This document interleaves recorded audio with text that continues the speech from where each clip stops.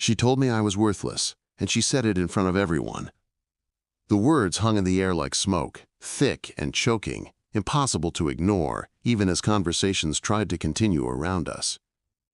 My cousin's engagement party was supposed to be about love and celebration, yet it became another stage for my humiliation.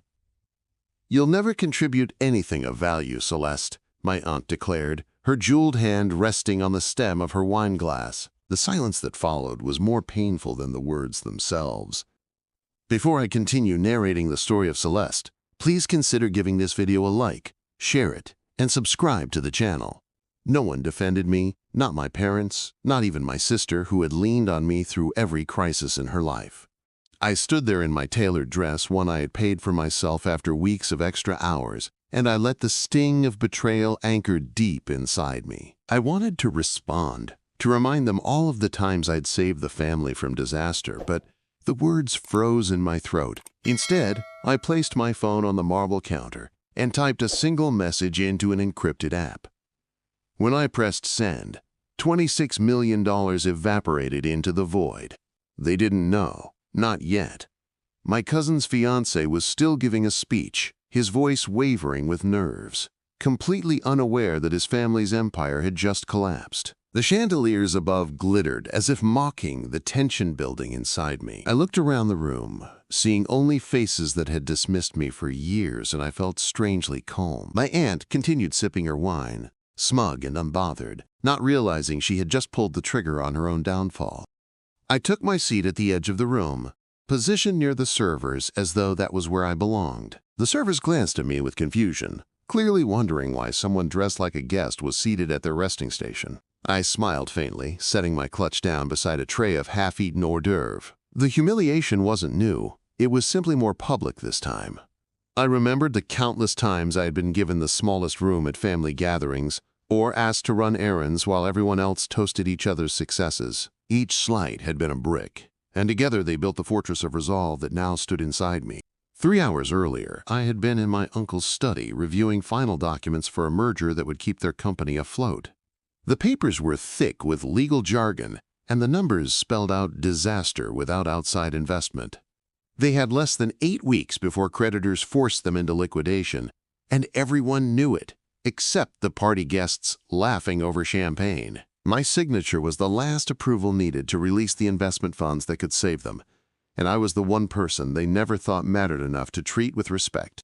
I had read everything, every clause, every hidden stipulation buried in fine print. What none of them realized was that my signature didn't just grant them survival, it also ceded my own power. The plan had been obvious once I traced the outlines. My shares would dissolve, my position would vanish, and I'd be written out like a footnote in their history. They must have assumed I wouldn't notice, or worse, that I wouldn't understand. But I understood perfectly, and I had prepared for this moment for years. My life had been nothing but early mornings and impossible tasks, the invisible engine behind their empire. While my cousin traveled for leisure, I negotiated contracts with suppliers threatening to walk away. When my sister partied late into the night, I stayed awake, drafting proposals to appease impatient creditors. The irony was that every success celebrated in my family's name bore my fingerprints, though none of them acknowledged it. And now I had all the proof I needed to pull the rug from under them. I could still hear my mother's voice from that morning, drifting across the kitchen like a command disguised as care. "Don't make a mess, Celeste. The cleaners aren't coming until tomorrow." She never asked what I was working on, never noticed the exhaustion in my eyes or the tremor in my hands from sleepless nights. Her concerns were always appearances, her loyalties always to the son and niece who basked in borrowed achievements. I had nodded quietly, hiding the legal files beneath the breakfast table as though they were shameful secrets. The humiliation at the party was only the climax of years of erasure. When I won a regional science award at 17, the certificate was shoved into a drawer forgotten. When my cousin landed a mediocre job at the family firm, they threw a party with champagne and gold confetti. When I secured a scholarship to one of the top business schools, my aunt brushed it off as a nice hobby. I was useful, but never valuable, a fixture rather than a person in their narrative. Until tonight, the servers exchanged nervous glances when I sat at their table, unsure whether to shoo me away or pretend it was normal. I placed my napkin carefully across my lap, composure steady, despite the storm brewing inside me. My aunt glanced over once, her lips curling into a victorious smirk, believing she had banished me to my proper place. What she didn't know was that every vendor contract her company relied on was already under my control, and with one text, I had ensured they would never recover. The catering staff whispered among themselves, but I didn't hear the words. My focus remained on the unfolding chaos I knew was coming. Investors, phones would buzz any moment with notices of contracts canceled, payments withdrawn, systems locked. I had built this web quietly over years, each thread placed with precision while they ignored me, and now the web was tightening around them with merciless grace. Across the ballroom, I watched as my uncle raised his glass for a toast. His words about family values echoed hollow, the same rhetoric he used to justify sidelining me from every decision. The guests applauded politely, unaware of the trap beneath their feet. My aunt leaned against him proudly, still basking in her performance of superiority. I sat silently, a ghost at the feast, until the moment would come when the ghost revealed her power. The plan had started 5 years ago, born from desperation and insomnia. I created shell companies, obscure names registered in states no one cared about, each acquiring a piece of the machinery that kept their empire alive. Shipping, technology, raw materials, every overlooked vendor they underpaid became mine through careful acquisition. I paid with my savings, my intellect, and every ounce of discipline I had. Piece by piece, I built a structure they depended on without even realizing it. Looking back, it seemed inevitable that it would come to this. They had treated me as invisible, and invisibility is the perfect camouflage for power. My cousin never questioned why her contracts renewed with slightly different terms. My uncle signed agreements without reading, trusting paperwork he assumed was beneath his attention. My aunt had once said I should be grateful just to be allowed in the room. Tonight, she would learn what it meant to ignore the quiet one in the corner.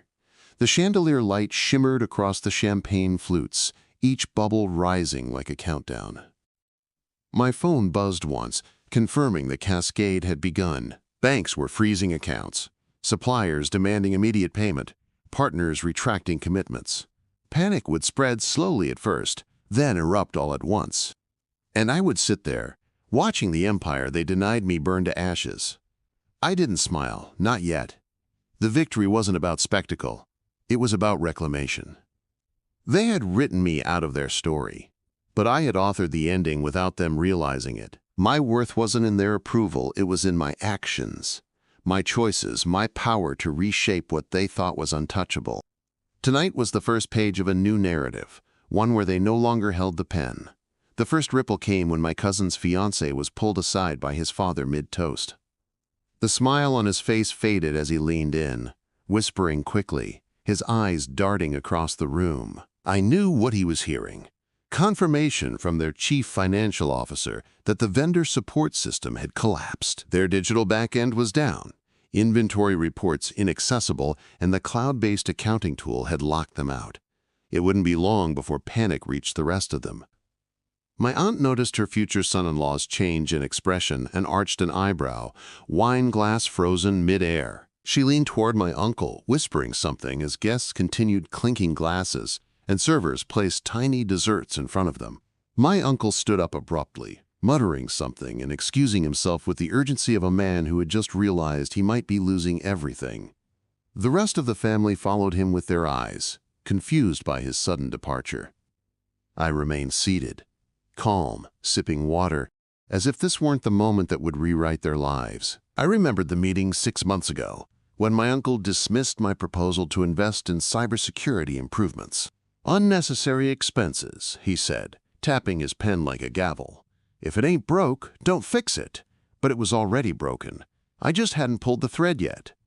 Now that thread had unraveled their entire digital infrastructure. He never knew that the firm he'd hired to manage their data migration was a company I acquired 2 years ago under the name Greylock Systems. I had upgraded their systems all right, streamlined them, optimized them, and made them entirely dependent on technology I controlled. The data pipeline flowed through nodes I owned, disguised beneath layers of shell companies and rebranded subsidiaries.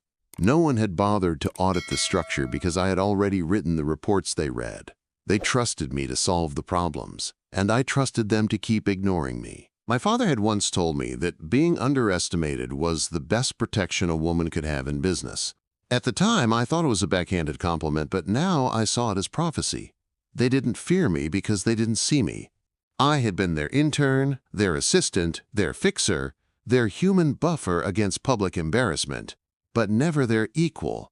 That was their greatest mistake. Across the room, my sister Harper was refreshing her phone, frowning at a string of unreadable notifications. She turned to our mother, showing her the screen, but Mom just waved it off and said, "It's probably bad reception." Harper scowled, then looked at me, suspicion flaring behind her carefully done makeup. She knew I was capable of pulling off something complicated, but she didn't know I had already done it.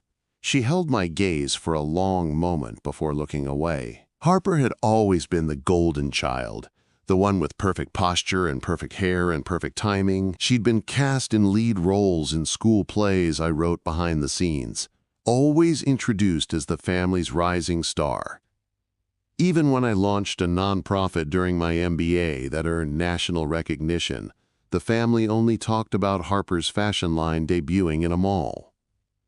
I'd been her invisible scaffolding, lifting her higher while she never once looked down. But scaffolding doesn't stay forever, especially when the structure it holds becomes a danger. I glanced at the encrypted chat on my phone, the messages rolling in from my legal and business partners. Transfer complete. One read.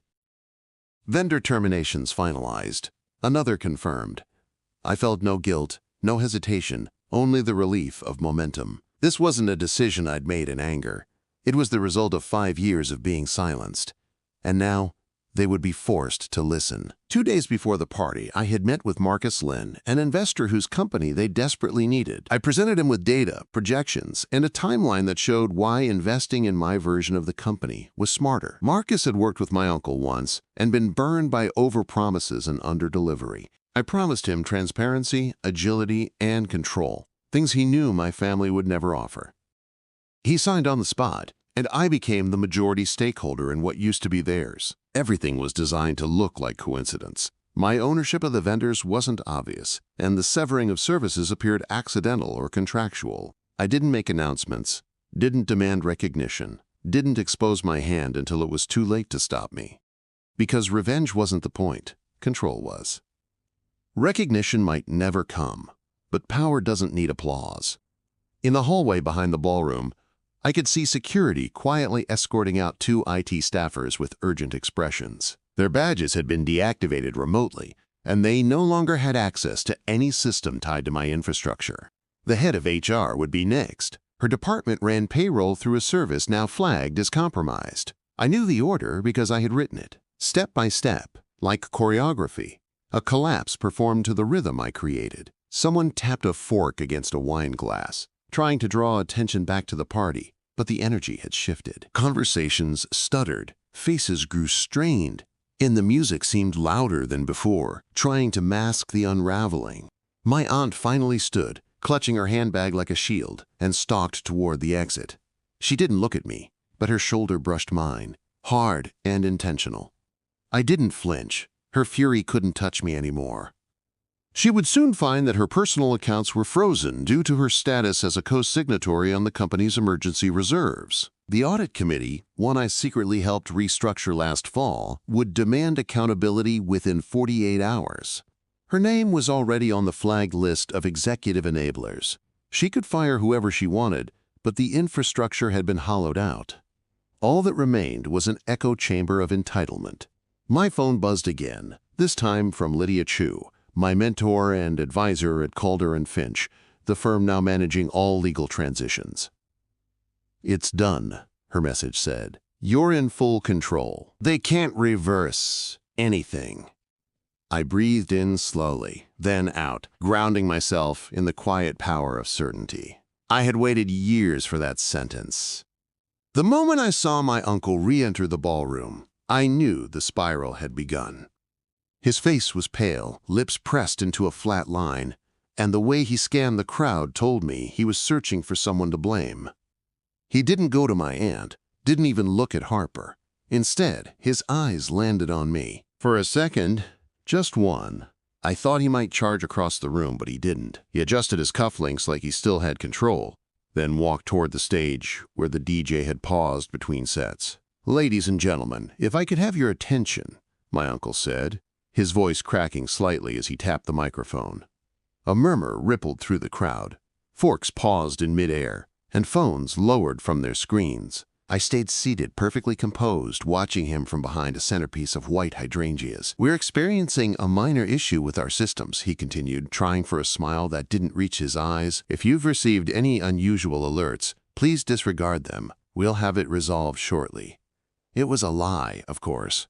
He didn't know the half of what had been severed, what had been claimed, what was already gone. The confidence he wore was threadbare, a performance meant to contain panic, and yet it fooled no one paying attention. Across the room, the CFO whispered something to the general counsel, both of them glancing at the exit as if escape might spare them from what was coming.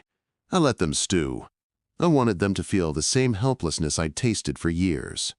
Harper stood, leaving our parents at the table, and made her way toward me like a woman walking through water. Her expression was carefully blank, but I could see the questions flickering behind her lashes. "What's happening?" she asked, tone clipped and controlled. "Is this your doing, Celeste?" I tilted my head slightly, non-committal, sipping water instead of answering. She didn't press. Harper had always known I was the smarter one, even if she'd never said it out loud. "You're not saying anything," she muttered, crossing her arms, "which is exactly what you do when you're involved." I watched her closely, trying to gauge if she was afraid or angry, or both. "It's not too late to undo whatever this is," she added, lowering her voice to a whisper. "This isn't just business, Cel. It's family. Family." I echoed, setting down my glass. "That's a convenient word when you need something." She flinched, probably remembering all the times she'd leaned on me when her own ventures fell apart. How I'd quietly fixed the supplier debacle for her boutique launch. How I'd coached her through her first investor pitch when she forgot half her material.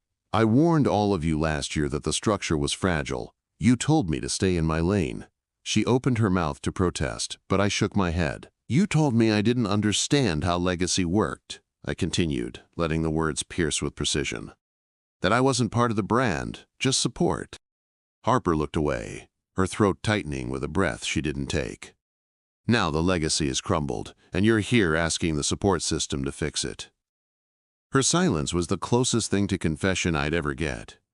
By then, murmurs had escalated into outright whispers, and some guests had started leaving. My cousin, whose engagement party this technically still was, stood at the edge of the dance floor, fidgeting with her bracelet. Her fiancé was missing, likely in the study making frantic calls to financial backers who would no longer answer. None of them could admit yet that the celebration had turned into a funeral for their business.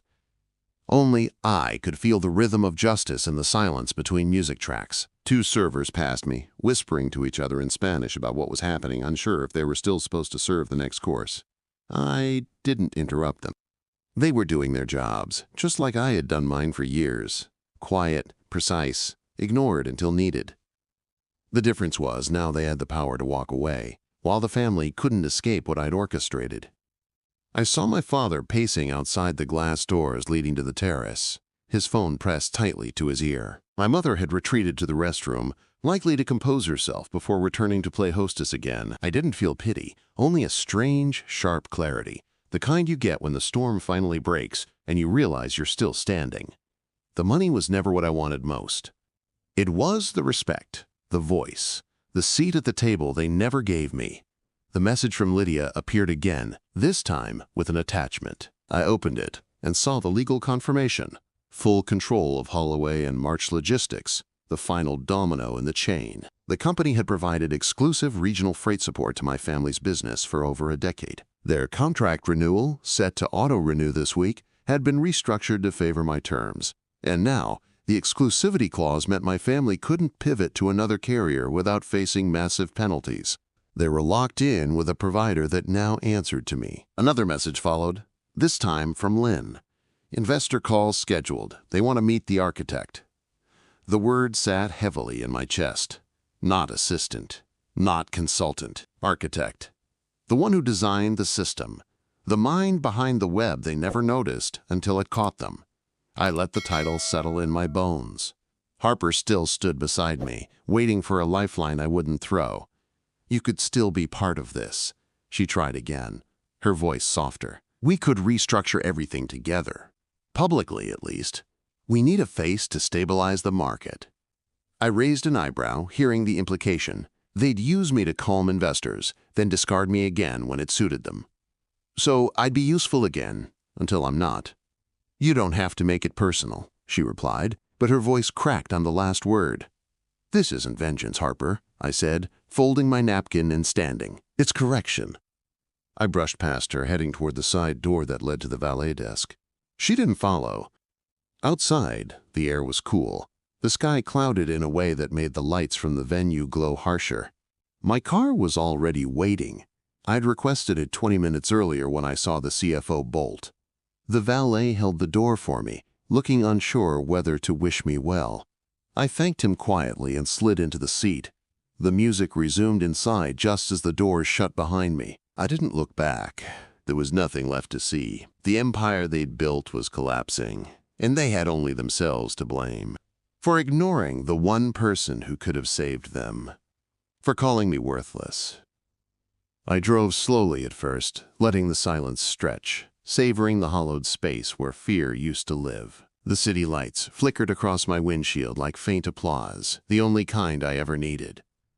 I didn't call anyone, didn't check messages, didn't try to explain. Let them sit with it. Let them feel the weight of uncertainty I'd carried alone for a decade. The world was still spinning, but theirs had just tilted off its axis. And they hadn't realized I was the one who moved the ground. My apartment was small, minimalist, filled with books and clean lines, and nothing expensive. I liked it that way, uncluttered, controlled, mine. Every item in that space had been purchased by me, for me, after careful thought and long nights. There was no noise from guests, no footsteps from entitled siblings, no wine-stained heirlooms to remind me of people who forgot I existed. Just my space, and tonight, that space felt like the center of the world. I kicked off my shoes and opened my laptop, logging into the secure dashboard Lydia had built for me. The Lexington interface lit up like a constellation. Supply chains paused, payments reversed, temporary holds on transit hubs, all activated with seamless precision. What they saw as chaos was in fact a meticulously orchestrated transition, ownership shifting from their hands into mine without a single leak. I monitored the last sequence roll-through, ensuring that every contractual handover had executed exactly as programmed. Then I closed the lid and poured a glass of water like nothing had happened. There were messages, of course. Dozens, maybe more. My mother called 3 times in a row, then again on Harper's phone when I didn't answer. No voicemails, just missed calls, which told me everything. She wasn't trying to apologize. She was trying to contain the damage. Lydia called at midnight, not to update me, but just to check in. I assume you're calm, she said, her voice dry as always. They're already calling for emergency arbitration, trying to frame it as a breach. I leaned back on my couch, staring at the ceiling, then laughed once, low and tired.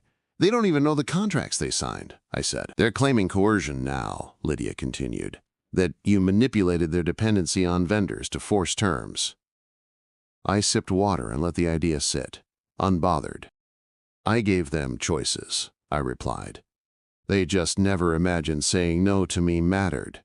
Lydia didn't argue. She knew every agreement had been above board, even if the ethics looked sharp when tilted toward daylight. They'd entered negotiations blindly, skipped their due diligence, and assumed that because I wasn't loud, I wasn't dangerous. But quiet isn't weak. Quiet watches. We ended the call after she confirmed the final transfer to Lexington Holdings had been recorded with the state registry. By morning, the news would break. Already, industry analysts were whispering about abrupt restructuring and new leadership filings. None of them would see my name in the press release. That was intentional. I didn't need a headline to prove anything. The next morning, I went for coffee like I always did, my routine unchanged. The barista smiled at me, unaware that I'd dismantled a multi-generational enterprise less than 12 hours earlier. My anonymity was armor. No one saw the war. One had fought because I hadn't let them see the wounds. I tipped extra and left with a paper cup warming my hands. Back in my apartment, I opened my inbox to find messages from vendors. Congratulatory, relieved, eager. Some of them had been under the Morrison boot for so long, they didn't even pretend to be neutral anymore. Looking forward to working with someone who doesn't treat us like staff, one read. Another simply said, "It's about time." I replied to each one personally, setting meetings, restoring timelines, giving them certainty again. By midday, the statement from Holloway and March went live. It announced new ownership, changes in policy, and an explicit rejection of Morrison family practices that had cost them contracts and morale. I read the post on my phone, standing by my window, watching the city below hustle forward. Morrison Holdings wasn't even mentioned. They were already being written out of the future. At 3:17 p.m., Harper texted. Not a call, not a voicemail, just a line of text that said, "We need to talk." I stared at it for a while, debating whether silence was still my strongest position. Then I responded with, "Why?" 5 minutes passed before she replied, "Because everything is gone." She called 5 minutes later, voice cracking before she even said hello. "They're going to sue," she started, rushing the words out. "Uncle Adam is threatening to go public with a statement blaming you for malicious sabotage." I rubbed my temple, unsurprised. "Let him," I said calmly. "I have the signed agreements, the audit trails, and the recorded calls where they approved everything." Harper hesitated. "You recorded them?" she asked. "Of course I did," I said. "You think I walked into that house unarmed?" She didn't answer, and the silence stretched. "I warned you all," I added. "You said I was being dramatic." She sighed into the phone like someone deflating. "What do you want?" she asked, and I felt the shift in her voice. No longer posturing, no longer cold, just tired, just lost. "Nothing," I said. "I already took what I wanted." "Which was what?" she asked, more like a challenge than a question. I paused, looking at my reflection in the dark screen of my laptop. "Freedom," I said finally, "and the proof that I was never the weak one." She didn't reply again. The line stayed open for a few more seconds before she hung up. The news officially broke the next morning. Industry shock. Morrison Holdings loses key partnerships overnight. The headline read, just beneath a photo of my uncle standing in front of their now vacant headquarters. The article didn't mention me. It listed shell companies, vendor fallouts, failed restructuring attempts, but no names, just implications. That was exactly how I'd planned it. I would be the architect behind the curtain, not the story's villain nor its savior. Still, I kept reading, scrolling past speculation and quotes from former executives trying to spin the narrative. It was an internal disagreement, one claimed. A breakdown in leadership vision, said another. No one admitted they'd ignored my warnings, that I'd sat in boardrooms detailing exactly what would happen if they continued to operate blindly. The truth was buried beneath layers of pride and denial, but it no longer mattered. The consequences were louder than their excuses. Harper didn't text that day, nor did she call. I imagined her at home, pacing in the same heels she used to wear to mock me for dressing too functional. Her world had always been made of gloss and captions, built on curated appearances and perfectly rehearsed lines. She didn't know how to exist in silence. Now that silence was all she had left, Lydia sent me a summary email by noon. Asset transfers final. Restructuring underway. Executive notices issued. My name still wasn't on any official documentation. The firms managing each front company had been instructed to keep it that way. Even in victory, I had no interest in their spotlight. That spotlight had always been too blinding, too dependent on applause. My power came from control, not recognition. Later that afternoon, a package arrived at my door with no return label. I opened it cautiously and found a manila folder inside, labeled in handwriting I hadn't seen since childhood. Inside were old report cards, faded photographs, a medal from a science fair I won at age 12, the one they never displayed. Beneath the stack was a handwritten note on thick paper. It was from my father. "I know I didn't protect you," it began. "And I know I watched you disappear while pretending not to notice." His words were spare, shaky, almost formal. "You were always the sharpest among us, but we mistook your silence for weakness. I see now that was our greatest failure."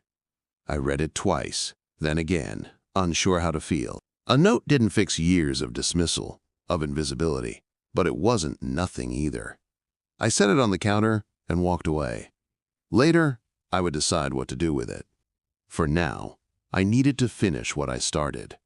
At 5 p.m., I logged into the Lexington board portal for our weekly strategy call. Our team was small but ruthless.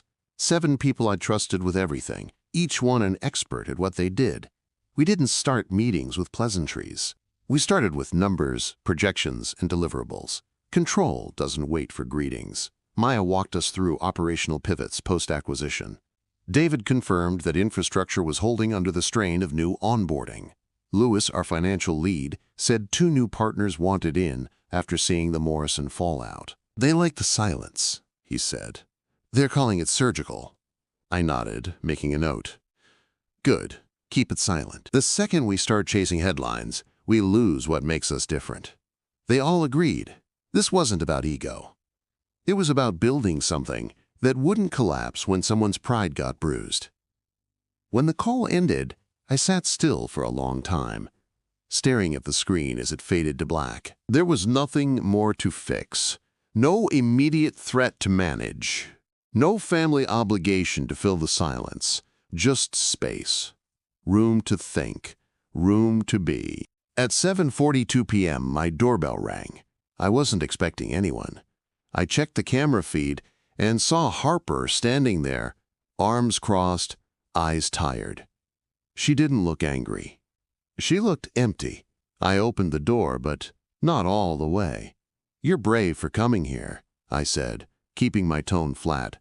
She shrugged. "I didn't know where else to go." I let the silence stretch until it hurt.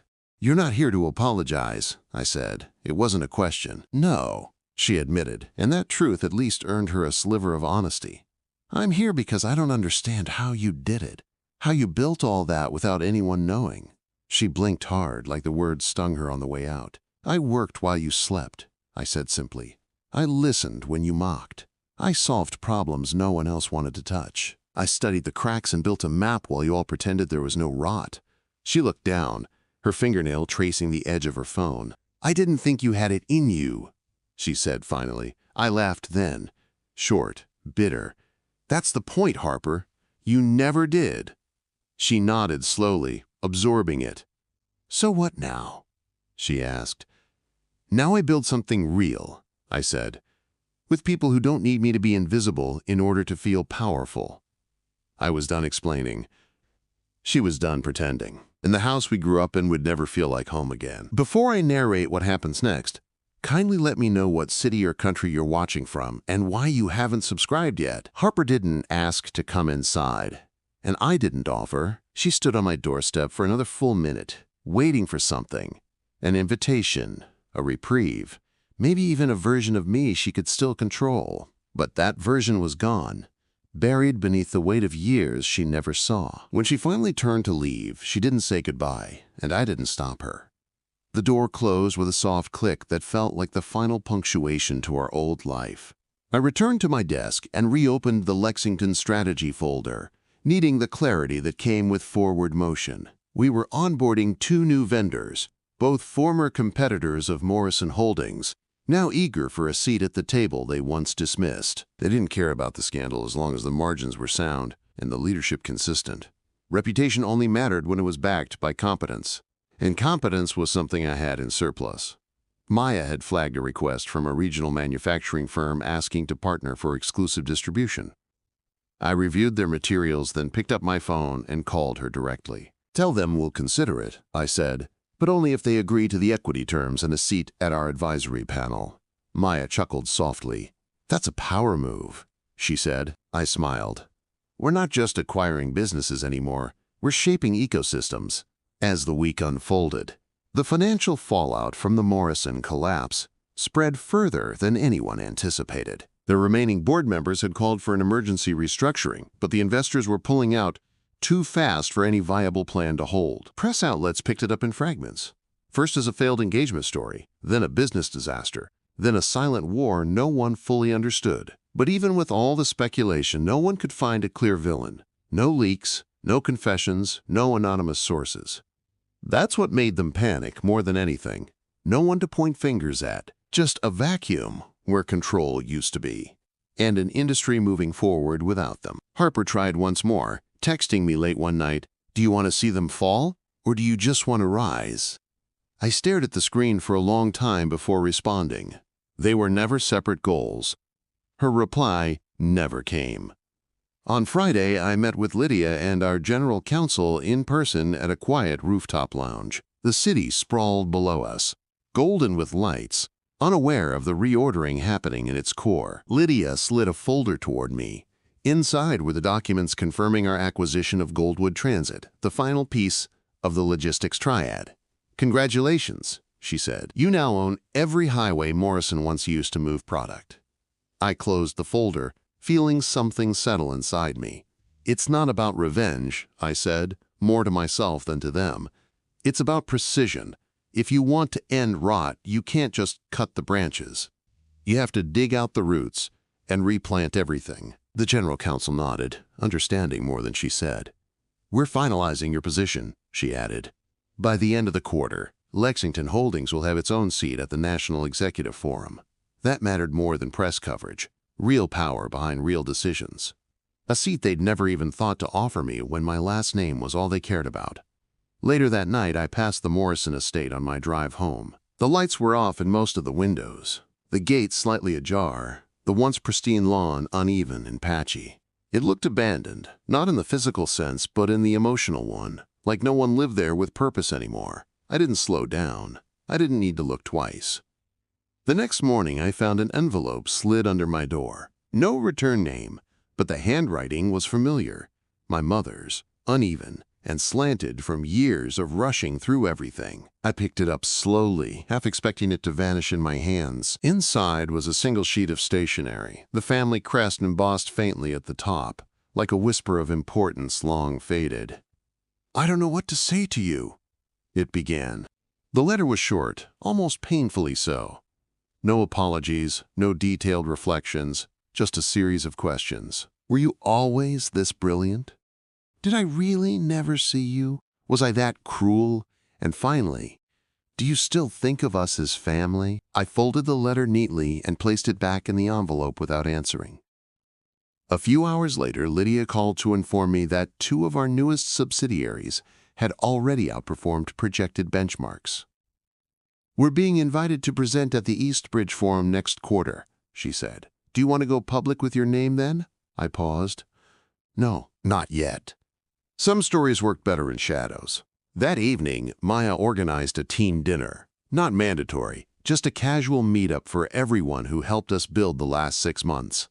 We gathered at a converted warehouse loft with string lights and mismatched chairs, the kind of space where stories get told and remembered. David brought his partner. Louis showed up late with 3 bottles of wine and a box of thank you notes. He insisted we write together. We didn't talk about Morrison. We talked about futures. After dinner, as people began heading out, Maya turned to me and asked, "Do you ever miss them?" The question wasn't cruel. It was quiet, gentle, like someone knocking once before entering a room. I thought for a moment, then replied, "I miss the idea of what they could have been." She nodded, understanding. "Then maybe they were never real to begin with." I rode home in silence, the city softer at night, like it exhaled only after everyone else had gone to sleep. My phone buzzed once with a calendar reminder. Quarterly review in 2 weeks, followed by the investor summit. I set it aside. Not every moment needed to be strategic. Some moments just needed to be still. The investor summit came faster than I expected. One minute I was revising a forecast for a tech integration, and the next, Lydia was forwarding me the schedule with my name slotted under Private Roundtable Emerging Market Leaders. No keynote, no center stage spotlight, just a chair at the table with the people whose opinions moved capital. It was exactly what I asked for, and still, I hesitated. Not out of fear, but from the realization that I no longer needed to fight for access. I flew out the night before, alone, my bag packed with neutral suits and a single navy dress I'd worn to the fundraiser where I first met Marcus Lynn. The flight was quiet, smooth, free of the turbulence that used to haunt me on red-eyes after family blow-ups. My seatmate was asleep before takeoff, giving me time to review the summit brief without interruption. As I read, I noted names I recognized from old Morrison boardroom conversations, people they used to chase for validation, now scheduled to sit across from me. The hotel was elegant but restrained, the kind of place where business was expected but not flaunted. I checked in under my own name, for once not needing a pseudonym tied to a holding company or shell fund. The receptionist smiled as she handed me the keycard. "Welcome back, Miss Halden," she said. I blinked at that. My mother's maiden name, the name I had used in the earliest days of Lexington to keep my ties to Morrison quiet. I hadn't realized the name still had weight in this world. It hit me differently now, not as an escape, but as a claim. Not tied to legacy, but forged through choice. I took the elevator to the 12th floor, heart steady, breath even. There were no ghosts waiting in that suite, just tomorrow's possibilities, resting quietly in the dark. The roundtable began just after lunch, the room filled with people in tailored blazers and eyes sharp enough to slice balance sheets. Lydia sat to my left, Maya 2 seats down, both of them relaxed in a way that told me they knew we belonged here.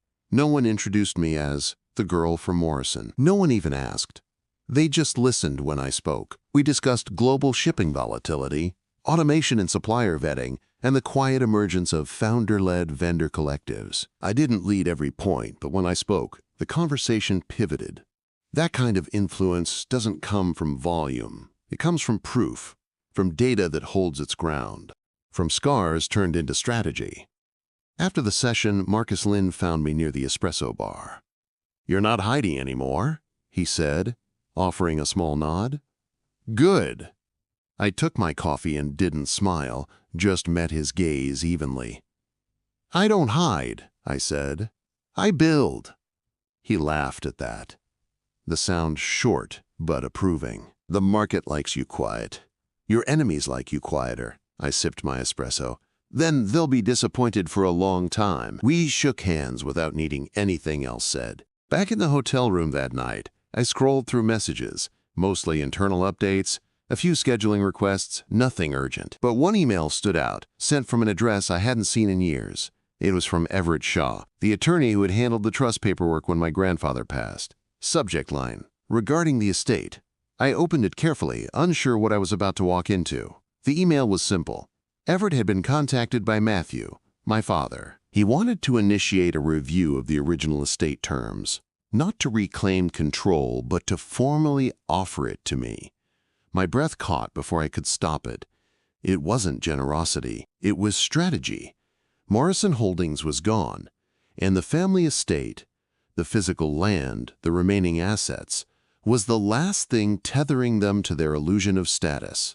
They wanted me to own it so they could stay near it. Symbolic power transfer in exchange for proximity to relevance. I closed the email and didn't respond. 2 days later, Lydia confirmed we'd secured the final partner needed for Lexington's global pivot. "That's it," she said during our debrief. "You're officially operating beyond regional scope." I nodded, watching the map on the screen zoom out as distribution centers populated across 3 continents. We hadn't just taken Morrison's place, we'd surpassed it.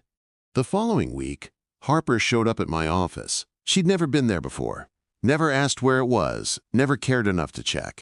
I met her in the glass-walled conference room, offering her nothing but still air and a chair. She sat with the posture of someone pretending not to beg. And for the first time, I felt something close to pity. "I don't want a job," she said quickly. "I know better than that." I waited. She shifted uncomfortably. "I just wanted to say, I see it now, all of it." "I'm not your confessional," I replied. "If you came for absolution, you're in the wrong building." Harper swallowed hard, but she didn't get up. "I came because there's nothing left at home. They fight every day. Mom barely eats. Dad stopped leaving the house." "That sounds hard," I said flatly. But it's not mine to fix. She nodded, biting her lip. Still, thank you. I didn't answer. When she left, I stared at the door for a long time after it closed. I didn't feel satisfied. I didn't feel victorious. I just felt complete, like a circuit had finally stopped buzzing. 3 days after Harper left my office, the letter arrived by certified mail. The envelope was heavy, cream-colored, with my full name printed in precise serif type across the front. Inside, a legal summary of the revised trust agreement, now listing me as the sole executor and beneficiary of the Holden Morrison estate. No conditions, no hidden clauses, just a signature line and a note from Everett Shaw. They want you to have it all. I set it aside, untouched, and went back to reviewing Lexington's Q3 projections. Ownership had always been an illusion in our family, something granted with a leash, revoked the moment I stepped out of line.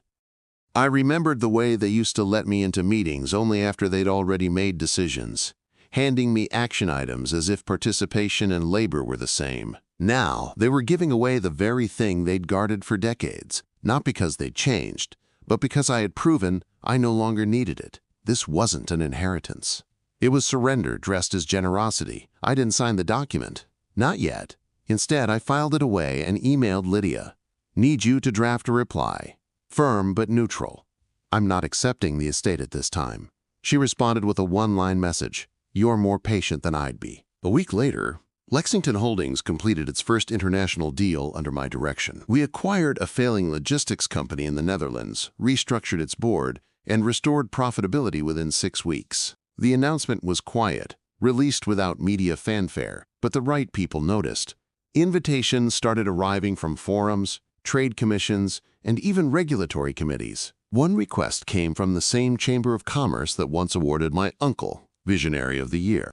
I ignored the first email, deleted the second, and finally responded to the third.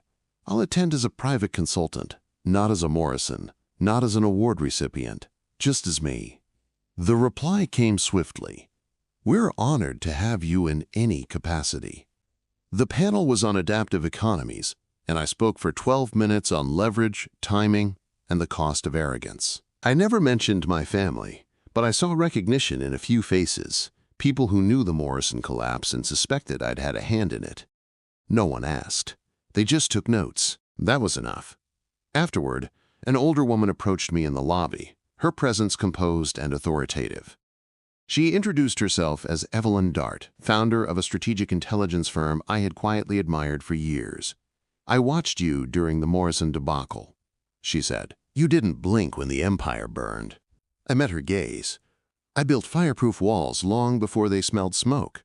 She offered me a role, not employment, but partnership. We're building a portfolio of underutilized talent, she explained. People like you who were overlooked until they weren't.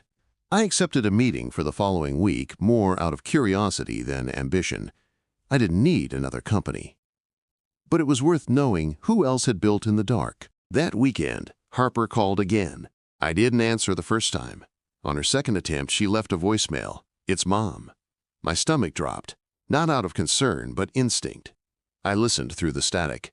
She collapsed at the Garden Club luncheon. They took her to St. Augustine's. She keeps asking for you. I waited 4 hours before going. Not because I wanted to be cruel, but because I needed to be sure I wasn't going out of obligation. When I arrived, the receptionist pointed toward room 406, no hesitation in her tone. My mother wasn't unconscious. She was sitting up, pale, her hair pinned too tightly, makeup cracking slightly at the edges. Still trying to perform, still trying to control the narrative.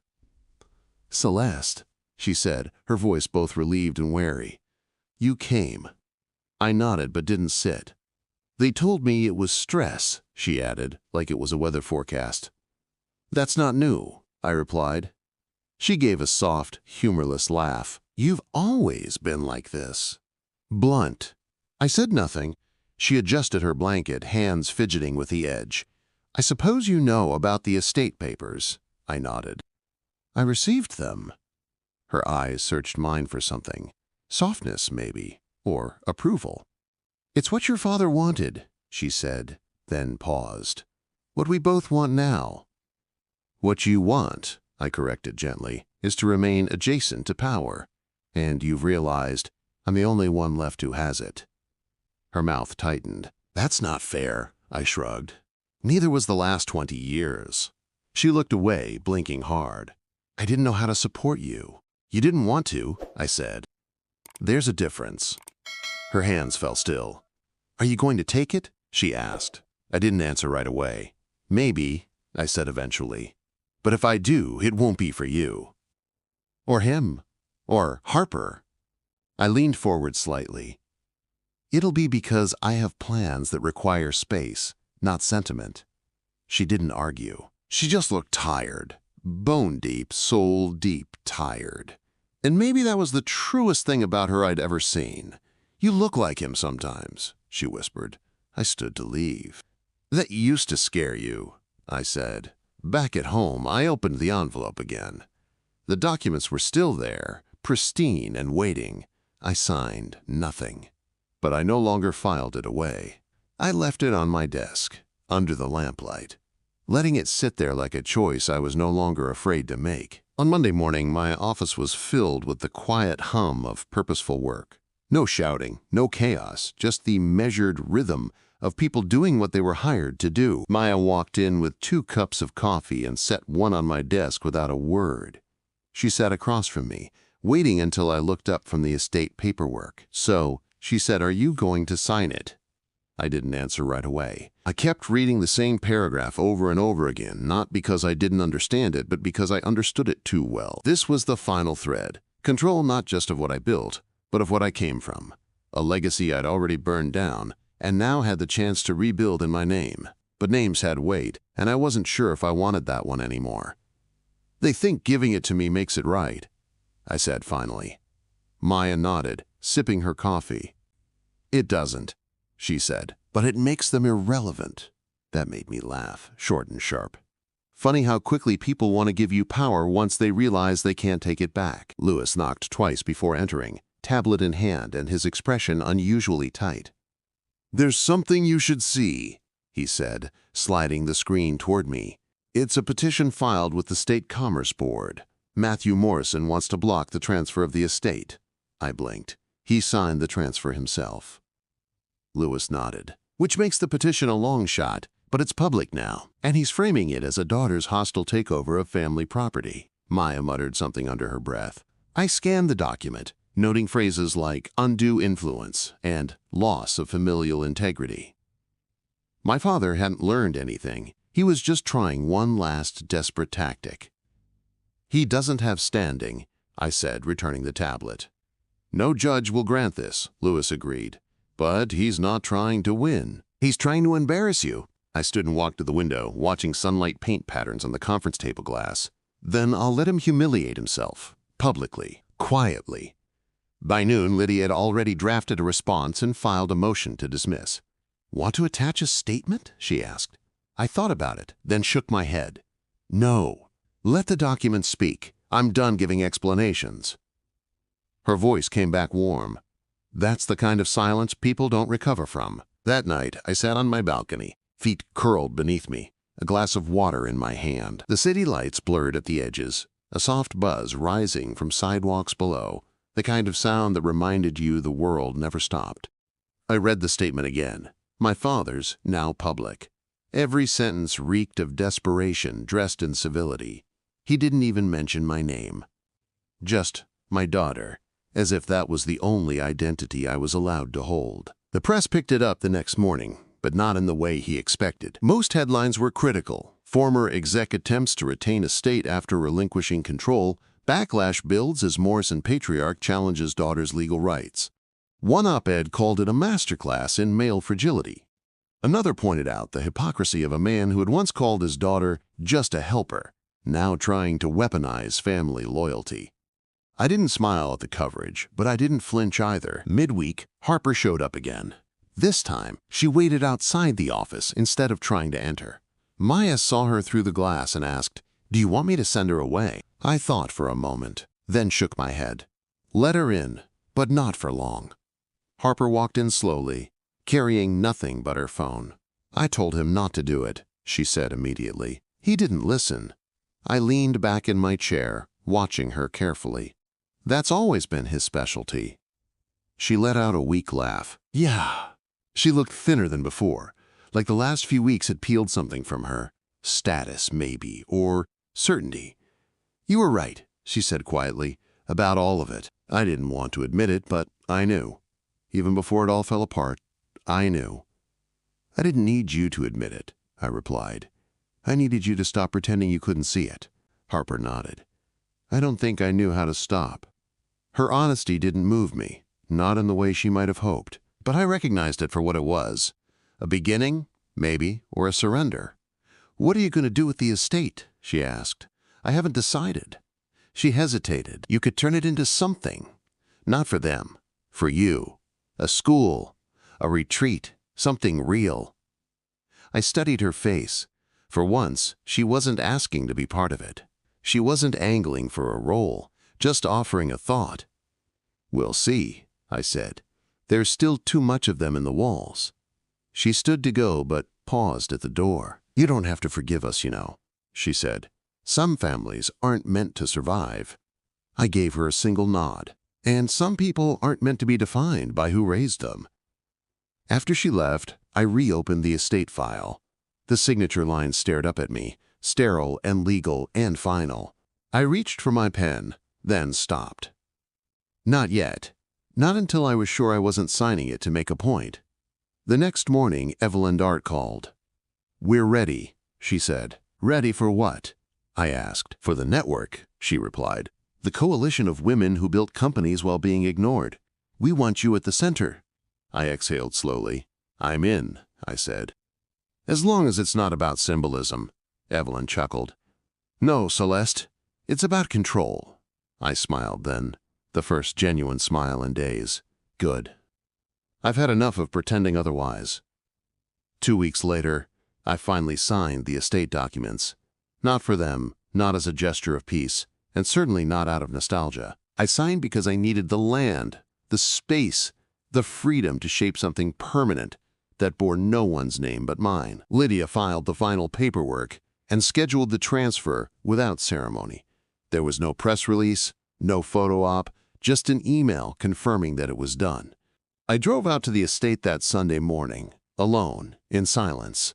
The gates opened automatically now, my access code programmed in, overwriting every keycard they'd used before. The driveway was cracked in places, leaves scattered from the last storm that no one had cleaned.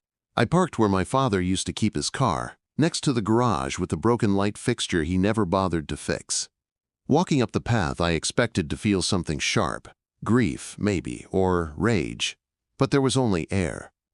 Just air, and the creak of a wind-warped door that still groaned the same way it had when I was 12. Inside, the house was quiet. Dust layered the bookshelves. The corners of the dining room were curled with disuse, and the grandfather clock in the hallway had stopped ticking altogether. A place frozen not by time, but by irrelevance. I walked through each room slowly, not looking for ghosts, just inventorying reality. The study still had Matthew's old chair, the leather worn where he'd rested his elbows through meetings I wasn't allowed to speak in. My mother's perfume lingered faintly in the curtains, sweet and expensive and incapable of hiding the mildew in the walls. Upstairs, Harper's room had been stripped bare. She'd taken her trophies and her curated memories with her. Mine was untouched, as if they never expected me to return. I stood in that room for a long time, tracing my fingers along the edge of the desk where I used to do their paperwork. I had memorized the grain of this wood, the squeak of that bottom drawer, the smell of highlighters gone dry from overuse. The windows still faced the same northern slope, the same skyline that had looked like freedom for so many years. Now I didn't need the view. I owned the ground beneath it. By the end of the day, I had written the first draft of my plan. The house would not be restored to its former glory. It would be stripped, gutted, rebuilt from foundation to eaves. A center for strategic development, not just for women, but for anyone whose voice had been forced to whisper. It would be called the inheritance, not for what I received, but for what I intended to leave behind. A quiet correction to a loud history. Lydia loved the concept immediately. Maya offered to spearhead operations. Lewis pulled up funding models, and within 72 hours, we had a full proposal circulated to our partners. There was no pitch deck filled with fake humility, just numbers, need, and legacy redefined. Within a month, demolition began. The crew paused the day they found the old wine cellar, sealed for decades, filled with unopened bottles, labeled for celebrations that never came. I let them take what they wanted. I wasn't going to drink to the past. The future had better things to toast. Harper didn't visit during the renovations, but she sent flowers on the day construction officially started. No note, just orchids, white, minimalist, hard to kill. I placed them on the new foundation beam and left them there, unacknowledged but accepted. Not forgiveness, not even reconciliation, just coexistence. Matthew never reached out again. His petition had been dismissed with prejudice, and the judge's ruling made it clear that no further appeals would be entertained. My mother sent one more letter, shorter than the first, unsigned, more like a sigh on paper than anything else. I didn't read it. I tossed it into the fireplace before it cooled from demolition dust. The news picked up on the center once construction passed Phase 2. Former Morrison estate becomes hub for disruptive entrepreneurs. The headline read. One outlet tried to reach me for comment, referring to the past as a tumultuous family legacy. I declined the interview. This wasn't about what fell. It was about what rose from the wreckage. The Evelyn's Coalition launched 6 months later. A network of founders, builders, survivors, all connected through a platform built by people who had once been overlooked. I hosted the first summit at the Inheritance. The rooms were filled with ideas, not heirs. The only monogrammed objects were the notebooks we handed out at registration. After the closing panel, Evelyn took my hand in the hallway. "You know," she said, "you could have done all this without burning it down." I met her eyes. "Maybe," I replied, "but I would have still been cleaning up their mess."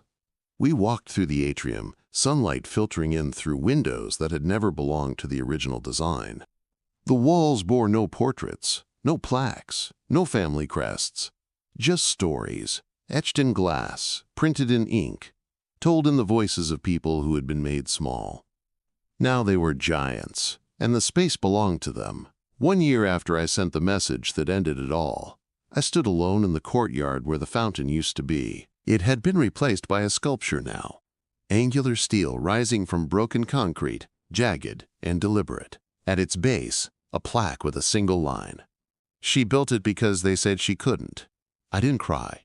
I just stood there, calm, complete. Back in my office that evening, the sun dipped low and warm against the window. I opened the original estate documents one last time. The ink faded slightly from handling. I folded them neatly and placed them in the bottom drawer of my desk, not as a keepsake, as a receipt. Lexington Holdings remained silent through the anniversary.